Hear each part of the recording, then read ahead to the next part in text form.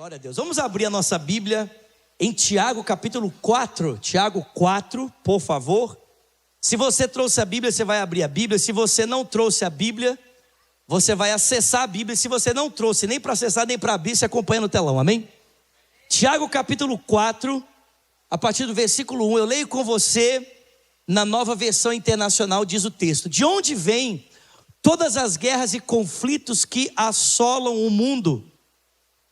Não, coloca na NVI primeiro, por favor, Julinha.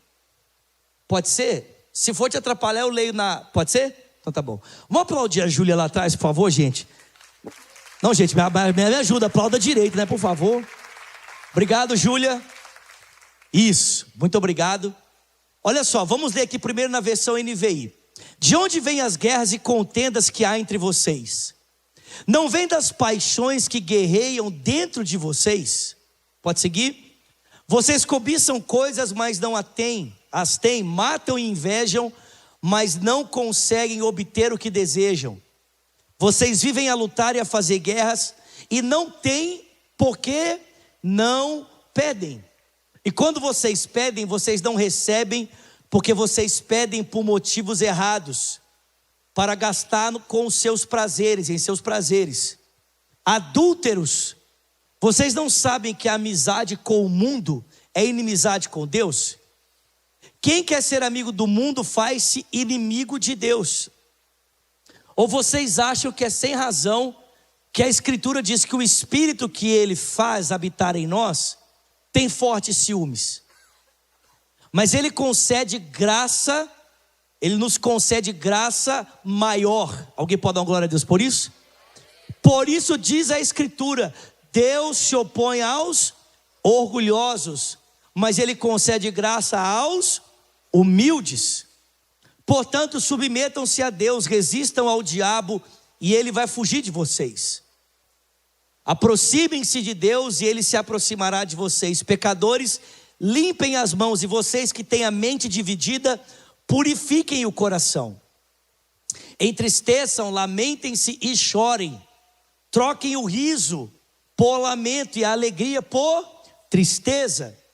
Humilhem-se diante do Senhor e Ele os exaltará. Vamos orar, irmãos? Pai Celestial, fala conosco aqui essa noite. Nós queremos ouvir a Tua voz. Nós te pedimos, dá-nos olhos para ver, ouvidos para ouvir e um coração sensível para receber cada palavra que o Teu Espírito deseja falar ao nosso coração. Ao pregador dessa noite, conceda-lhe graça, para que no abrir da sua boca, somente a palavra do Senhor seja ouvida. É o que nós te pedimos e agradecemos em o nome de Jesus. E quem crê, diga. Irmãos, eu quero ler mais uma vez esse texto de Tiago 4, mas agora eu quero ler com você numa nova versão, uma outra versão. Quem conhece a Bíblia, a Mensagem aqui? Quem conhece a Mensagem? Quem não conhece, é uma Bíblia excelente para você ler nas suas devocionais, porque a linguagem dela é muito fácil, é muito acessível para o entendimento. Então coloca aí na tela, por favor, Júlia, por favor. Olha só, Tiago capítulo 4, mais uma vez, eu leio na versão A Mensagem. De onde vêm todas as guerras e conflitos que assolam o mundo?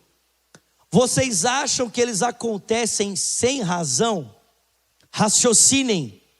As guerras acontecem porque vocês exigem. É do meu jeito ou nada feito. E para vocês terem o que vocês querem, vocês lutam com unhas e dentes. Vocês desejam o que não têm e são capazes de matar para consegui-lo. Invejam o que é dos outros e chegam a apelar para a violência. Pode seguir? Sei que vocês não têm coragem de pedir a Deus. É claro que não. Vocês sabem que estariam pedindo o que não devem. Vocês são como crianças mimadas, cada um querendo as coisas do seu jeito. Pode seguir? Vocês estão tentando passar a perna em Deus. Se tudo que vocês querem é apenas benefício próprio e enganar os outros, vão acabar como inimigos de Deus. E acham que Deus não liga. Não é Ele mesmo quem diz: tenho ciúmes de quem eu amo. A verdade é que o amor de Deus é simplesmente incomparável.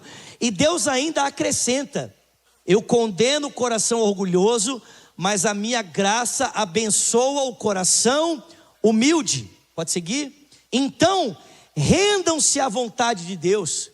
Ele quer trabalhar na vida de vocês. Digam não ao diabo e ele fugirá de imediato. Digam sim a Deus e ele os atenderá na hora. Chega de se enlamear. Em vez de viver no pecado, busquem a pureza de vida. Reconheçam, vocês estão no fundo do poço. Podem começar a chorar. Não dá para brincar com coisa séria. Ajoelhem-se diante do Senhor. Só assim vocês poderão se reerguer. Mas isso é só Deus quem o fará. Alguém pode dar glória a Deus por isso? Muito mais fácil entendimento, sim ou não, queridos?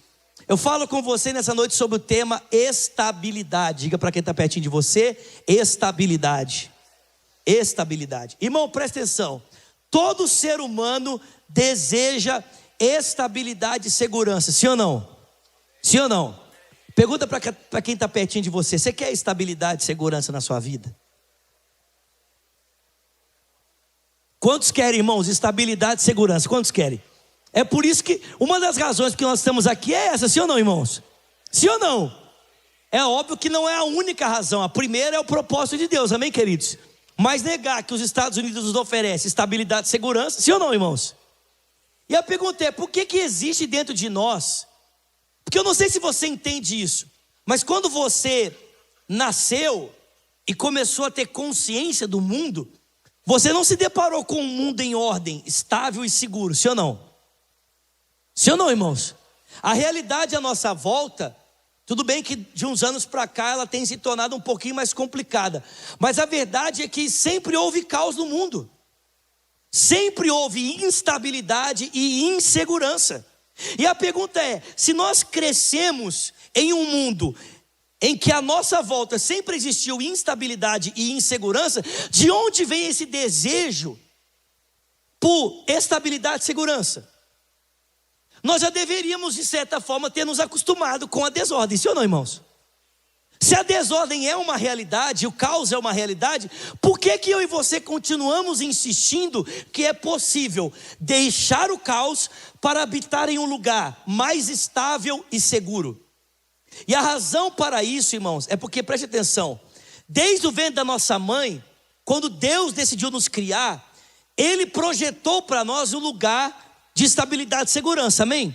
Em primeiro lugar, nós fomos colocados nesse lugar de estabilidade e segurança quando a nossa mãe nos acolheu no seu colo, quando ela nos amamentou, amém?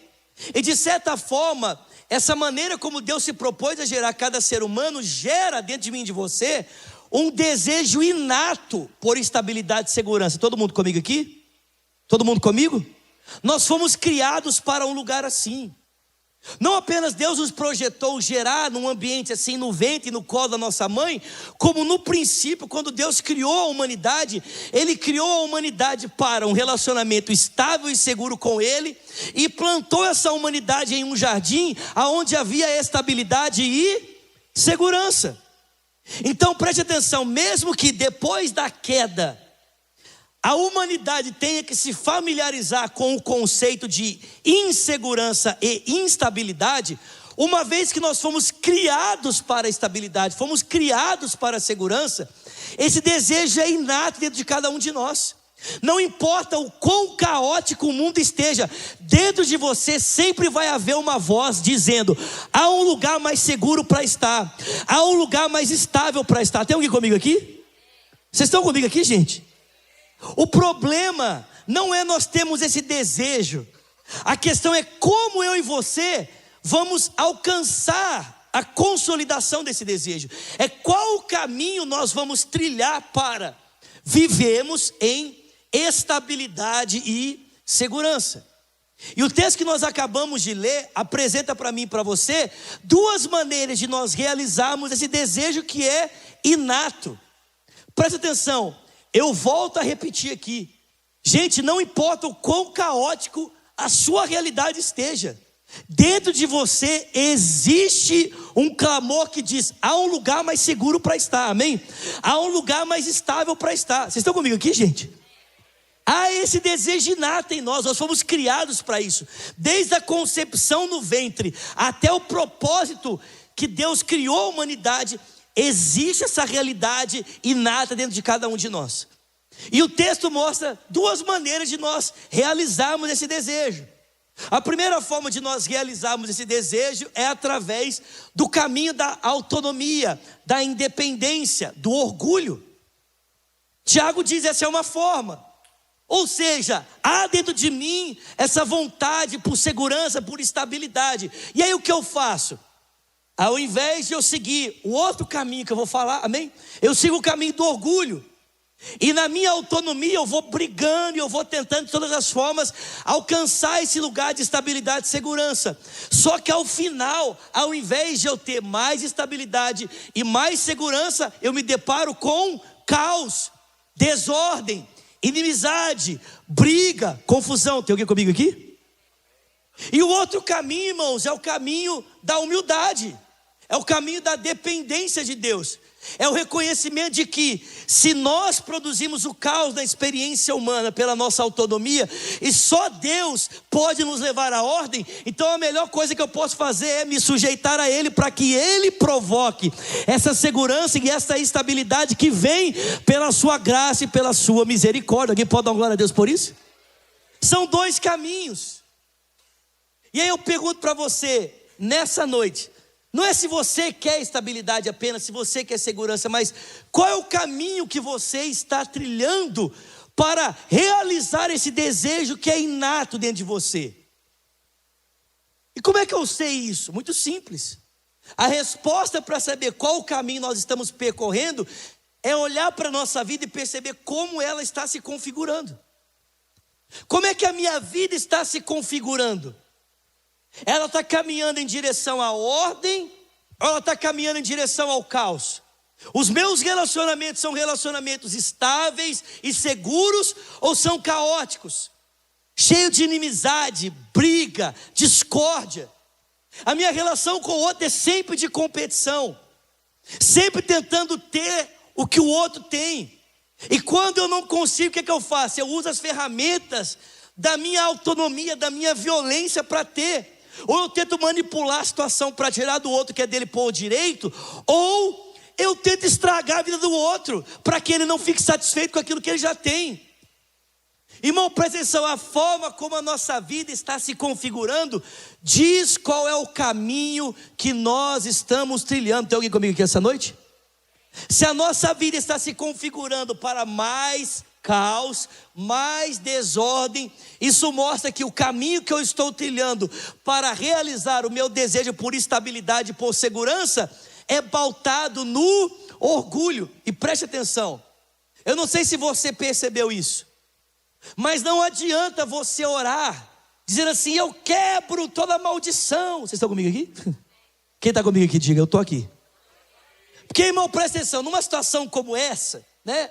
O fulano de tal, ele começa, né? Deus, eu quero estabilidade na minha vida. Aí ele luta, briga, não consegue. Aí ele volta para Deus: Deus, estou falando sério, o Senhor tem que fazer alguma coisa na minha vida. Mas parece que ele ora, Deus não responde, ele fica mais indignado com Deus ainda. E quanto mais ele briga, mais ele tenta, mais distante da concretização desse desejo ele está. E é óbvio, né, que a pessoa começa a supor que na ponta contrária deve estar alguma maldição hereditária. Sim ou não? Sim ou não, irmãos? Vocês estão comigo aqui, gente? Deve estar alguma maldição hereditária que me impede de viver a vontade de Deus. E, irmão, presta atenção, não é que maldição hereditária não exista, amém? Existe, mas a nossa foi quebrada lá na cruz do Calvário. Você pode dar uma glória a Deus por isso? Oh, pelo amor de Deus, alguém pode dar uma glória a Deus aqui essa noite? Todo laço, todo legado espiritual que de alguma forma poderia influenciar a nossa história para nos levar para longe da vontade de Deus foi desfeito lá na cruz. O que você precisa hoje é renovar a sua mente, é abdicar desse comportamento familiar que muitas vezes está presente aí em você e você não consegue se desvencilhar dele. A pessoa fala assim: eu nunca vou ser como o meu pai. E aí, quando ele vê, está se tornando igualzinho.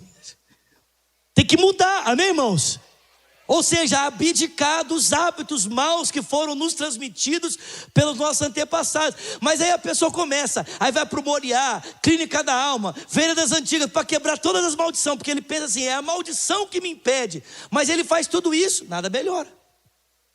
Aí ele fala assim, na verdade eu preciso de um processo de libertação. Tem que desencapetar. Sessão do desencapetamento, amém?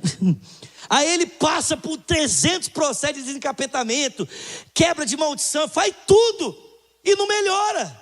Porque, irmão, presta atenção, na ponta contrária, o texto bíblico diz para mim e para você, que quem resiste uma pessoa orgulhosa, não é o pecado do antepassado. Quem resiste uma pessoa orgulhosa, não é a ação de espíritos malignos, não é o diabo. Quem resiste uma pessoa orgulhosa é Deus. Aí não teve nenhum glória a Deus. O texto diz que Deus resiste aos soberbos. Ou seja, quem está impedindo você de chegar na realização do teu projeto pautado no teu orgulho, na tua autonomia, não é o diabo, não é maldição hereditária, não é demônio, irmão. Não é qualquer outra coisa que você possa pensar. Não, irmão, quem está te resistindo é Deus, porque Deus resiste aos soberbos, mas concede graça aos humildes. Tem alguém comigo aqui? Toda vez que eu penso nessa história, eu lembro de algo que aconteceu comigo na minha adolescência. Por incrível que pareça, eu tenho 5,5 de altura no FIT, né? FIT 5,5 e centímetro 1,67, e não tire nenhum centímetro aqui, amém? Todos eles são muito importantes para mim. Mas com essa altura toda, você pode não acreditar, eu já fui um atleta de natação, amém?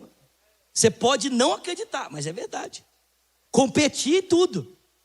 Mas eu lembro que quando eu era um adolescente, óbvio que as pessoas que nadavam comigo na minha equipe eram muito maiores do que eu, né? Os meninos eram quase 2 vezes maiores do que eu. E tinha um menino na minha equipe que ele era muito, mas muito engraçado, ele era muito zombador, zoava todo mundo.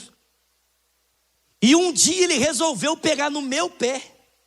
Vocês estão comigo aqui? Gente, você sabe que gente pequena é brava, sim ou não? Olha só, deixa eu dizer uma coisa para você. Se você ainda não aprendeu isso, todo pequeno é igual um pincher, irmão. Amém?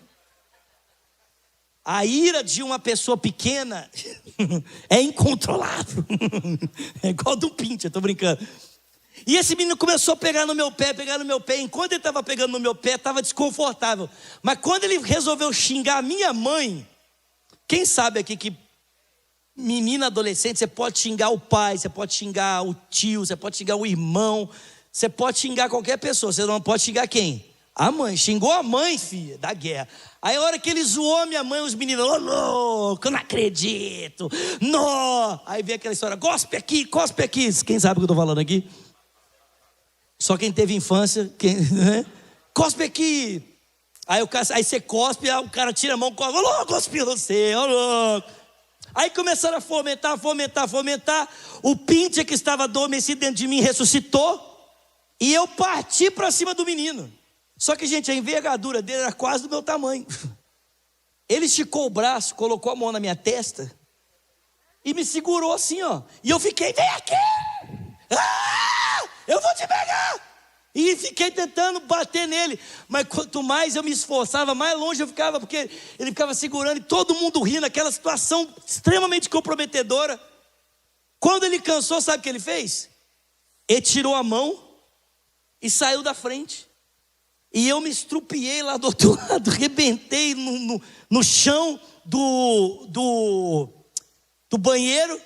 E o pessoal ficou rindo da minha cara e eles foram embora e eu fiquei lá. Mas você consegue entender que é exatamente isso que Deus faz com alguém que é orgulhoso? A Bíblia diz que Deus resiste. Presta atenção, a mão de Deus se estende, mas ela não se estende para abençoar, ela se estende para resistir. E o cara fica ali lutando e brigando e achando que a razão do caos na vida dele é o fulano, é o ciclano, é o beltrano. E aí ele briga com o vizinho, briga com a esposa, briga com o cachorro, briga com os filhos, briga com o colega de trabalho, briga na igreja, briga com Deus, porque ele acha que todo mundo à volta dele é a razão do caos, menos ele. Irmão, presta atenção. A razão do teu caos é o teu orgulho. E o seu problema não está sendo causado por ninguém à sua volta. É o próprio Deus que pode estar te resistindo, para você acordar e perceber que sem Ele você não é nada. Que a única pessoa que realmente pode realizar esse desejo por estabilidade e segurança que está aí dentro de você é somente Deus. Mas para isso você precisa aprender a depender dEle. Nós precisamos aprender a depender de Deus. Tem alguém comigo aqui essa noite? Dá um glória a Deus aí em nome de Jesus. Nós precisamos aprender a depender, a descansar em Deus. Vocês estão aqui comigo, gente? Olha o que Tiago diz. E Deus não faz isso com você porque Ele te odeia, não. Deus faz isso com você porque Ele te ama. Ele tem ciúmes de você. Como assim, Zula? Deus tem ciúme de mim? O texto diz: Deus tem ciúmes. E se a gente lê o texto assim, de princípio, sabe o que parece? É que Deus está com ciúme de você, porque ao invés de você decidir caminhar com Ele, você decidiu caminhar de mãos dadas com o mundo. Porque a sua forma de resolver os problemas se assemelha à forma de alguém que não tem Deus na vida dele. Ou seja, uma vez que você decidiu fazer uma aliança com o mundo, ser amigo do mundo e se fazer consequentemente inimigo de Deus, uma vez que você preferiu o jeito do mundo ao invés de depender de Deus, como Deus te ama porque pagou um alto preço por você, isso desperta um ciúme nele. Mas não é que Deus está com ciúme do mundo, mas Deus está com ciúme porque Ele tem um zelo por aquilo que pertence a Ele. Tem alguém comigo aqui essa noite? Deus tem um ciúme, Ele tem um zelo por aquilo que é dele. Quem aqui já comprou carro zero na vida? Levanta a mão. Quem aqui já comprou carro zero? Levanta a mão. Quem nunca comprou carro zero? Levanta a mão. Receba essa bênção em nome de Jesus, amém? Mas eu lembro, presta atenção, eu lembro quando eu comprei meu primeiro carro zero. Foi um Gol 1.6, aleluia. Quem lembra do Golzinho, levanta a mão, dá um glória a Deus aí. Gente, eu tinha um ciúme daquele carro, porque eu sei o quanto que custou para mim comprar aquele Golzinho. E só para os irmãos saberem qual foi o fim do meu Golzinho, eu fui pregar no Rio de Janeiro com esse Golzinho. O que você acha que aconteceu? Fui roubado no Rio de Janeiro. Fui para o Rio pregar com o meu carrinho. Estava lá feliz da vida, aleluia, glória a Deus. Acabou o culto, entrei no carro para ir embora. Roubaram meu carro. Oh, Deus abençoe o Rio de Janeiro, amém, irmãos? Eita glória, quem pode dar glória a Deus pelo Rio de Janeiro aqui? Só pela fé mesmo, aleluia. Não estou brincando. Mas eu tinha um ciúme desse carro. Mas irmão, o meu ciúme era um zelo. Por quê? Porque eu sabia o quanto aquilo era importante para mim, o quanto tinha me custado. Irmão, você consegue entender que Deus sabe o quanto você é importante para Ele? Deus sabe o quanto custou ter a sua vida para Ele? O sangue do filho dele precisou ser derramado para que você fosse comprado para Ele. Você acha que Deus vai ver você andando de mão beijada com o mundo e vai se contentar? A Bíblia diz que Deus não suporta ver isso, Ele fica com ciúme. E é por isso que Ele te resiste, para ver se você acorda e percebe que é melhor estar com Deus debaixo da sua graça do que na autonomia longe do seu favor. Alguém pode dar glória a Deus por isso aqui, pelo amor de Deus? Mas tem um outro caminho. Qual o outro caminho? É o caminho da humildade. Fala comigo, humildade.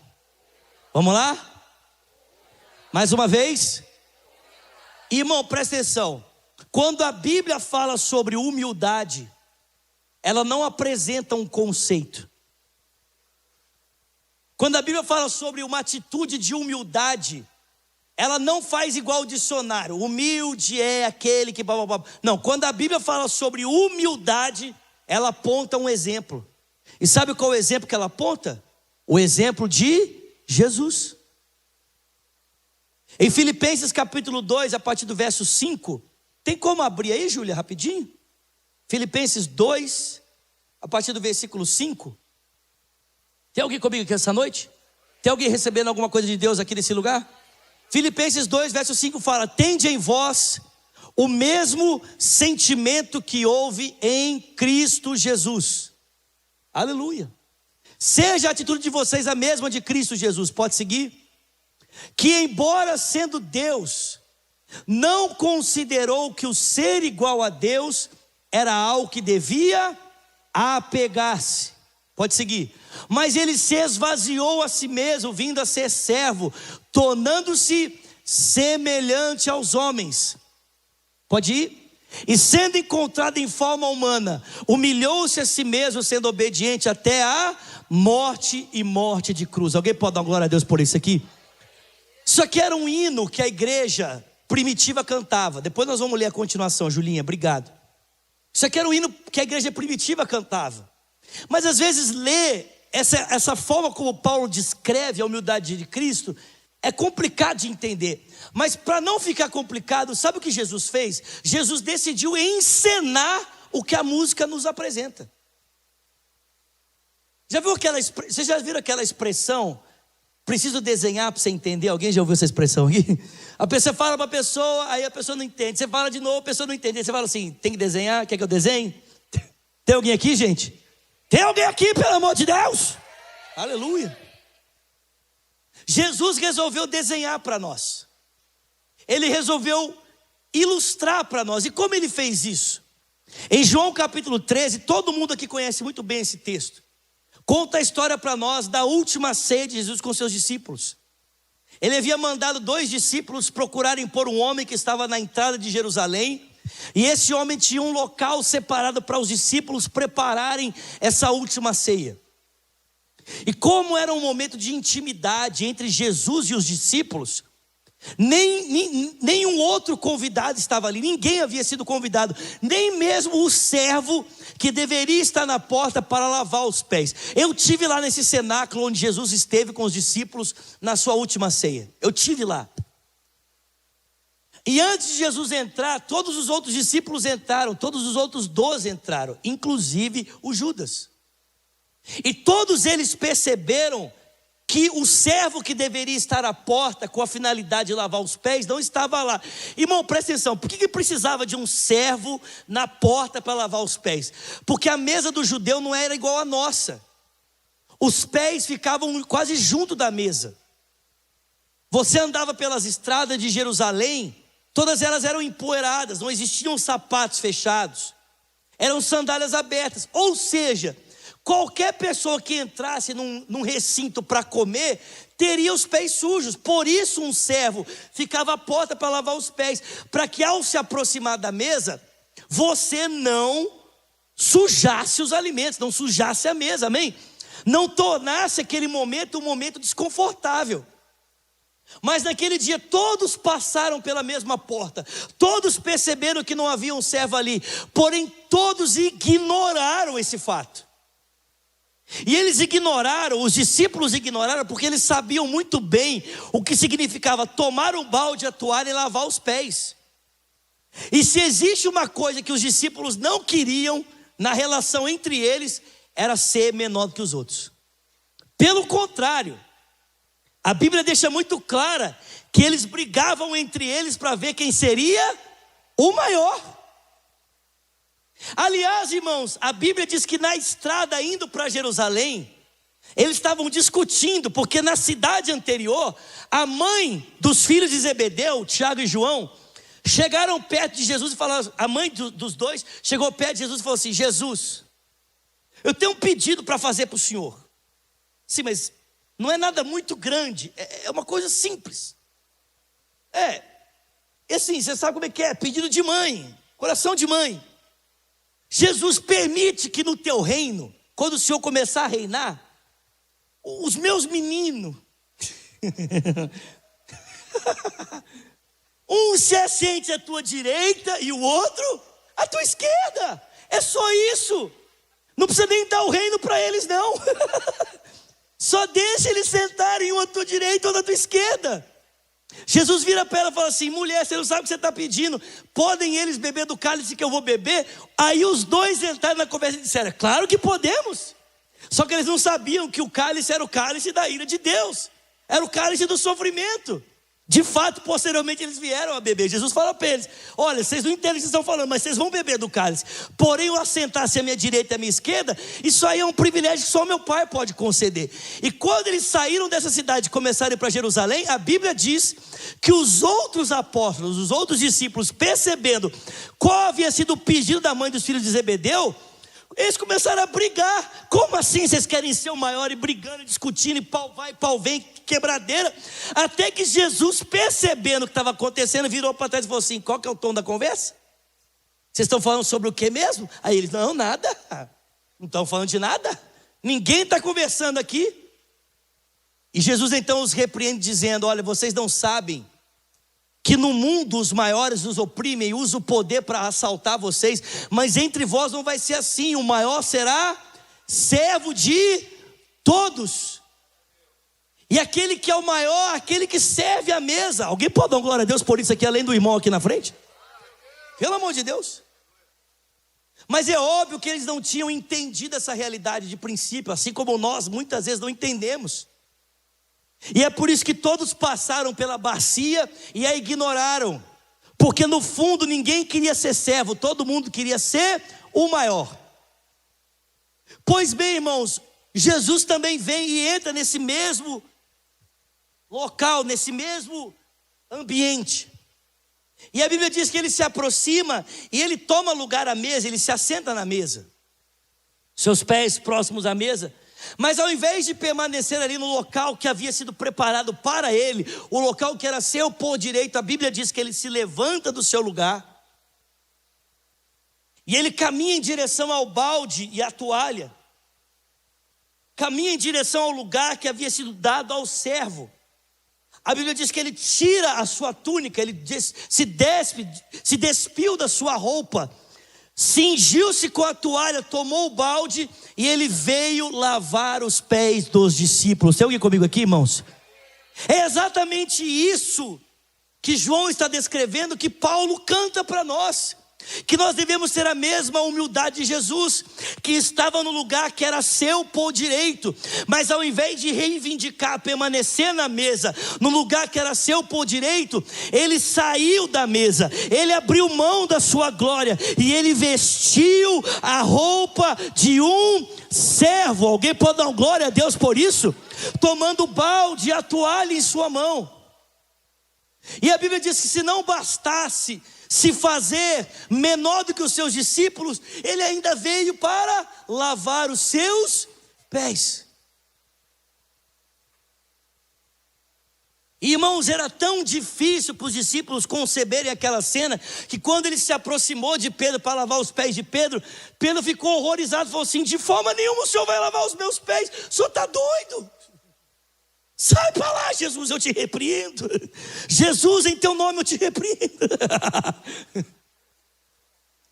Jesus falou assim para Pedro: Pedro, se eu não lavar os seus pés, você não tem parte comigo.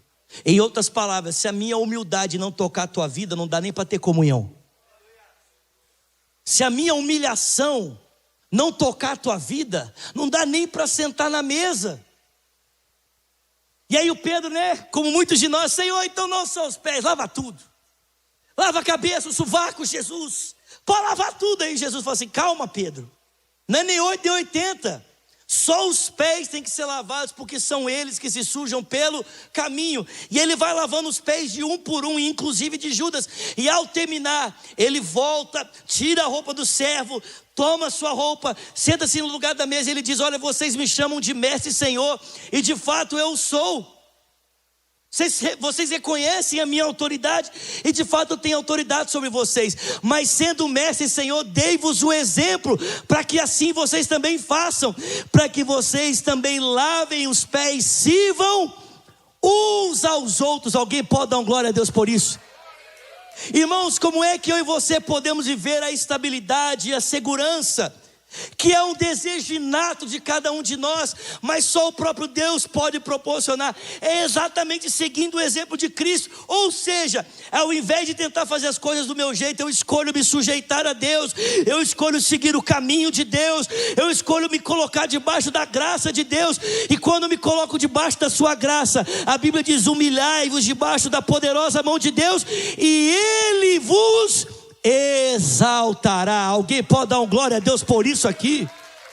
Ele vai fazer, Ele vai nos tirar desse lugar de humilhação, desse poço. Só Ele pode fazer isso. Nós estamos aqui e há uma necessidade de reconhecermos isso, mas Deus pode nos tirar desse lugar se eu e você escolhermos o caminho da serviência, o caminho da humildade. E preste atenção, irmãos, eu não estou falando de você ser humilhado, estou falando de você se humilhar.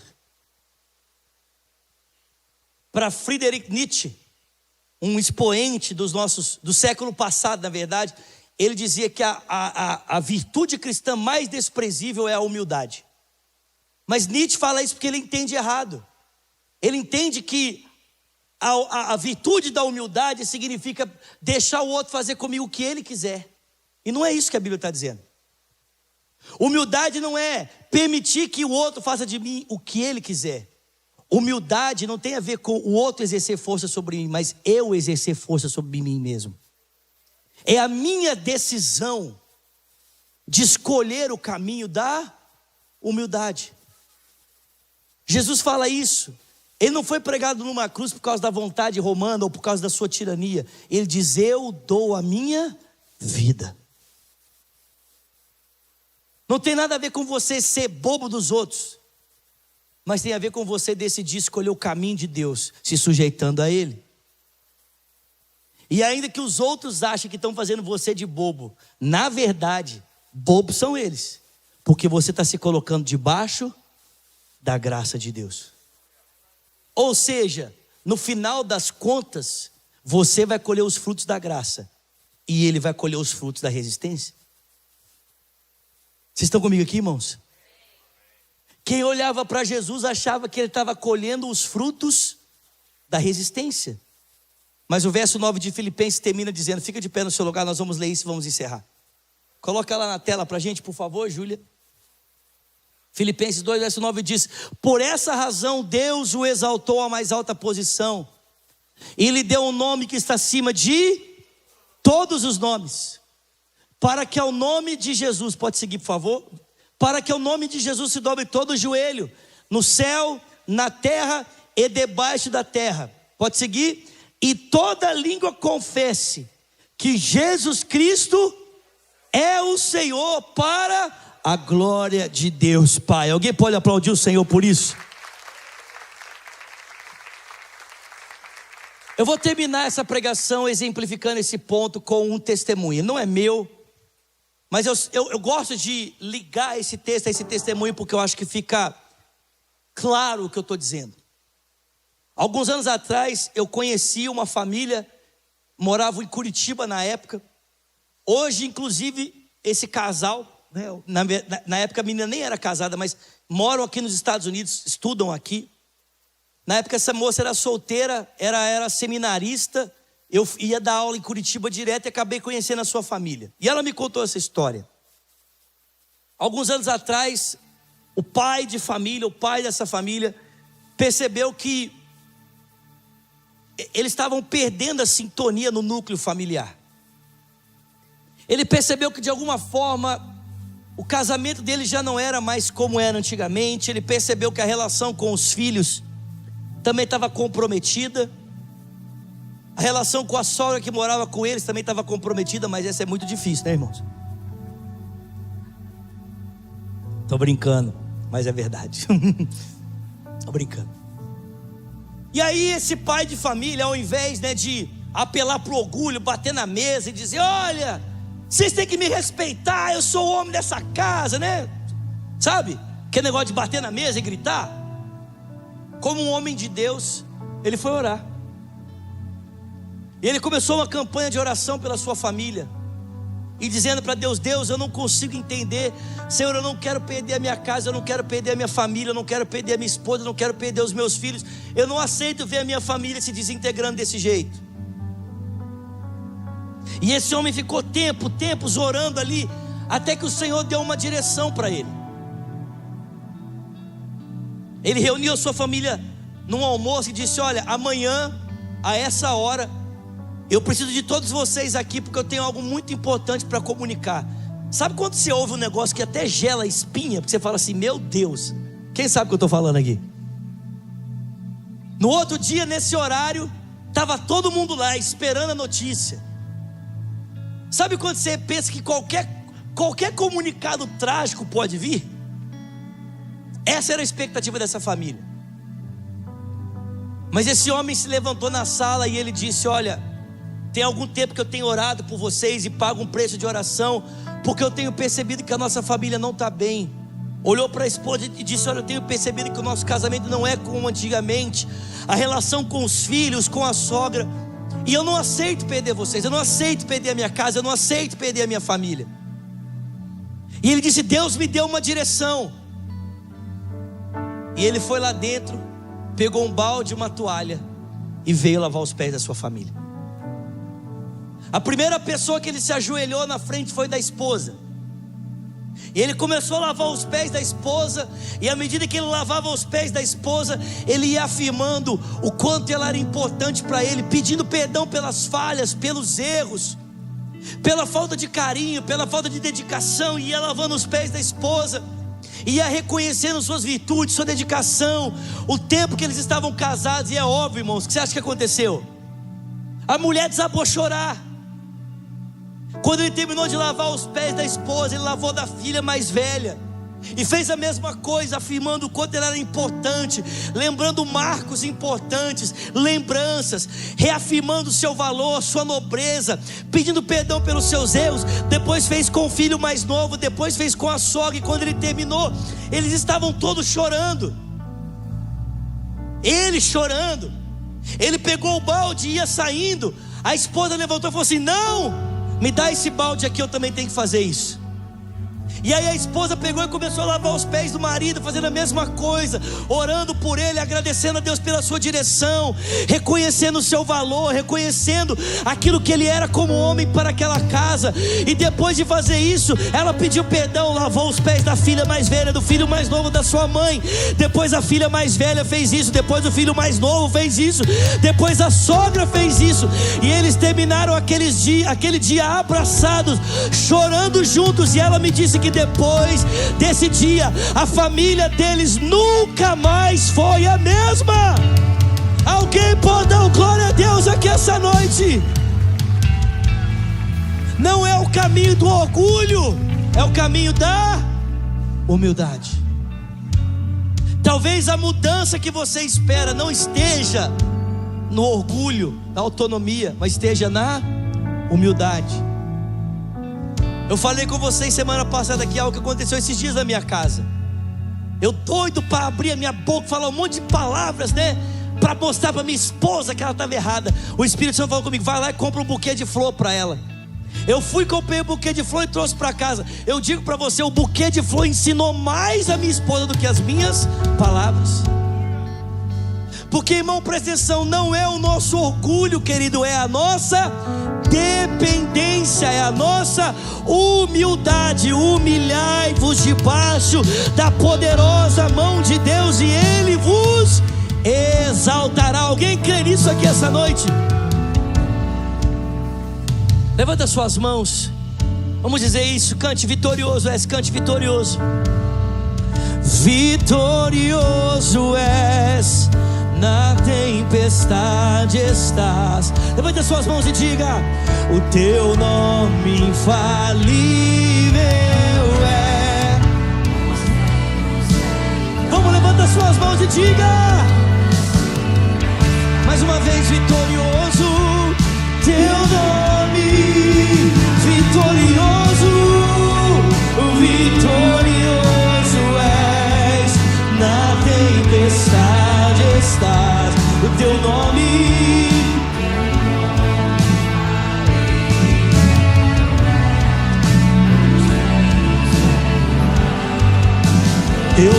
acima está.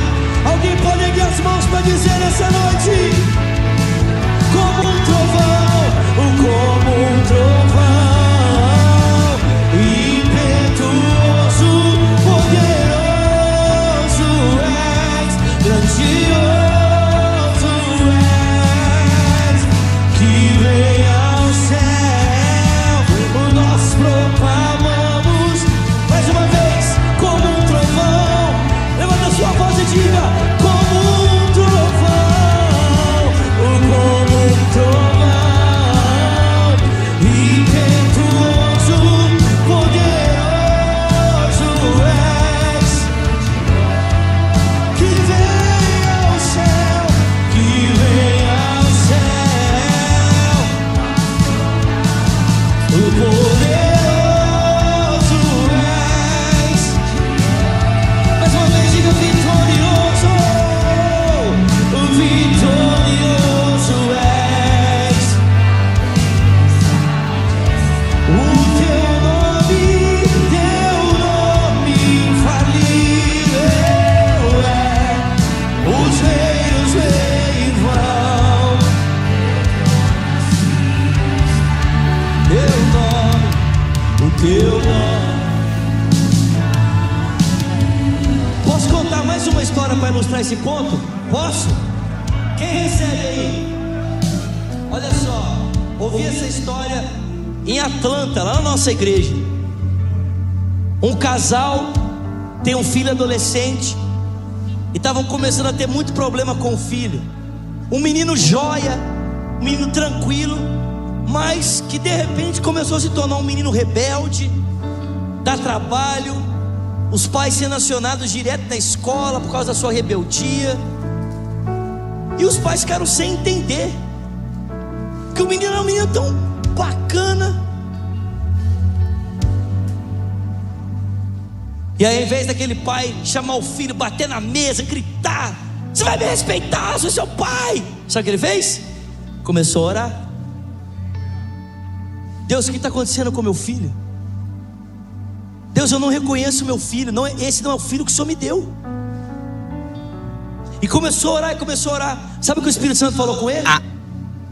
Para tudo que você está fazendo agora, lá do seu trabalho, e vai lá buscar o seu filho na escola. Ele falou assim: Deus, mas eu estou trabalhando. Larga tudo agora. O que é mais importante? Seu trabalho ou seu filho? Larga tudo agora e vai buscar o seu filho na escola. Ele passou em casa, tomou um banho, falou para a esposa: se arruma que nós vamos lá buscar o menino na escola. A esposa falou assim: o que está acontecendo?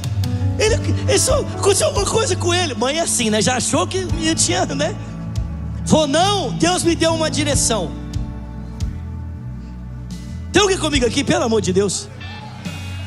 Chegaram lá na escola, o pai desceu e falou com a diretora: eu vim buscar o meu filho. A diretora: meu Deus, está acontecendo alguma coisa? Tem algum problema? Não, eu vim buscar o meu filho. Faz tempo que eu não tenho um tempo especial com ele, e hoje eu quero ter um tempo especial com meu filho. Eu não quero esperar a aula acabar, eu quero que ele saia agora. Eles pegaram o menino e levaram no restaurante que ele mais gosta. Vocês estão comigo aqui, gente? Sentaram na mesa e falaram assim: filho, sabe que nós estamos aqui? Porque nós te amamos, porque você é mais importante do que qualquer coisa nesse mundo. A gente para qualquer coisa que estiver fazendo só para estar com você, só para dar atenção para você. Você é a coisa mais importante. E começaram a dizer: olha, filho, nos perdoa se a gente errou, se de alguma forma, em algum momento você entendeu que você não era importante. Você é muito importante. Aquele menino começou a chorar e começou a dizer: pai, eu te amo, pai, eu estou com saudade de você. Faz tanto tempo que você não me dá atenção, pai. Faz tanto tempo que você não fica comigo. Irmão, naquele dia a bondade do coração daquele menino foi restaurada. Sabe por quê? Porque o que ele mais precisava era da atenção, do carinho, do afeto do seu pai, da sua mãe. Irmão, presta atenção: se humilha debaixo da poderosa mão de Deus. Se humilha debaixo da poderosa mão de Deus, e Ele vai te exaltar. Se humilha debaixo da poderosa mão de Deus, e Ele vai te exaltar. Alguém crê nisso aqui essa noite? Levanta suas mãos a Ele e vamos dizer mais uma vez: como um trovão, como um trovão, impetuoso, poderoso és.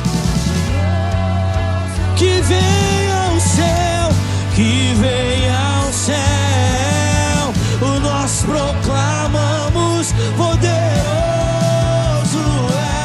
és.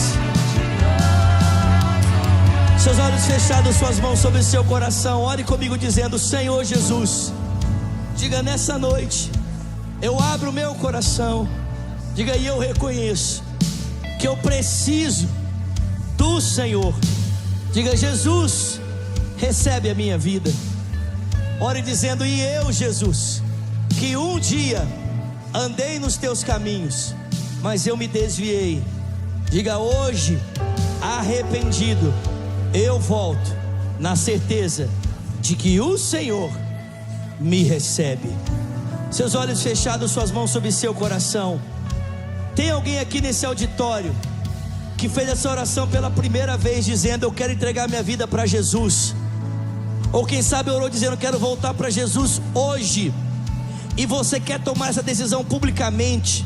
Eu quero orar com você, eu quero orar por você. Se você fez essa oração e você dizer: eu quero, Zulato, eu quero voltar para Jesus, eu quero entregar minha vida para Jesus, eu quero receber a oração, levanta uma das suas mãos, eu quero conhecer você. Vamos lá, 1, 2, 3, levanta bem alto, bem alto. Tem uma mão levantada ali na minha esquerda, tem mais alguém? Levanta bem alto, bem alto, bem alto, bem alto. Se você quer tomar essa decisão hoje, nós queremos orar com você, nós queremos orar por você. Você que levantou a sua mão, sai do seu lugar, vem aqui pertinho de mim, por favor. Deixa eu orar com você, deixa eu orar por você. Vem mesmo, vem mesmo, vem mesmo. Vamos cantar como um trovão, vamos, vamos, vamos. Como um trovão, como um trovão. Pode vir, pode vir. Glorioso, que venha ao céu, que venha ao céu, nós proclamamos. Glória a Deus, glória a Deus. Estenda suas mãos para cá, por favor. Pai, em nome de Jesus, nós queremos abençoar essa vida, essas vidas tão preciosas. Declarar que elas são tuas, que elas pertencem a ti, e que a partir de hoje começa um novo tempo, uma nova história. Nós, como igreja, nos comprometemos em amar, em servi-los e ser com eles, Pai, a sua família, para a honra e para a glória do teu nome, em nome de Jesus. E quem crê, diga amém. Você pode aplaudir o Senhor por essa vida. Rosane, a Bíblia fala que quando alguém toma essa decisão que você tomou, que vocês tomaram, o céu faz uma festa. E se o céu faz uma festa por vocês, nós também vamos fazer. É verdade. Eu vou contar até 3. Eu quero que vocês se virem para conhecer uma igreja que já te ama, porque ela já orava por você. Nós já orávamos por vocês. Pode ser? Pode ser? Vocês estão comigo aí? Vamos lá, gente. Bora, vamos junto, vamos junto, vamos junto, vamos lá.